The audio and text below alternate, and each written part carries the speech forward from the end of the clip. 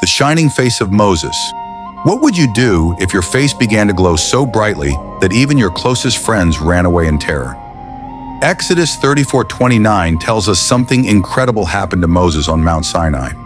When he came down after speaking with God, his face shone with such supernatural radiance that the entire nation of Israel was afraid to come near him. But here's the mystery that's puzzled scholars for thousands of years. Was Moses simply reflecting God's glory like a mirror? Or did something far more extraordinary happen? A complete transfiguration of his very being? Ancient Jewish traditions in the Targums suggest this shining was actually beams of light shooting from his face like horns of light. That's why medieval artists painted Moses with actual horns. But think about this. Moses had to wear a veil just to have normal conversations. Imagine living with a face so bright it terrifies people.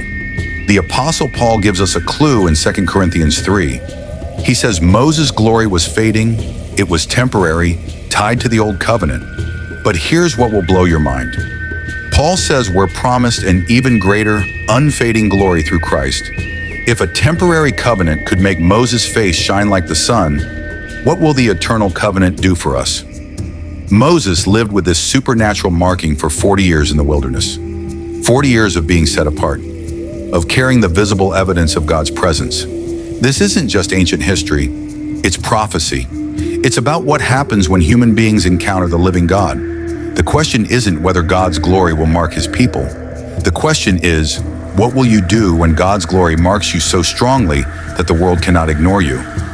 Moses' shining face wasn't just a miracle, it was a preview, a glimpse of what we're all destined to become when we're fully transformed into his likeness. If this story stirred something in your heart, hit that subscribe button and share this journey with others. Because the same God who made Moses' face shine is still in the business of transforming lives today. What will your face look like when you've been with Jesus?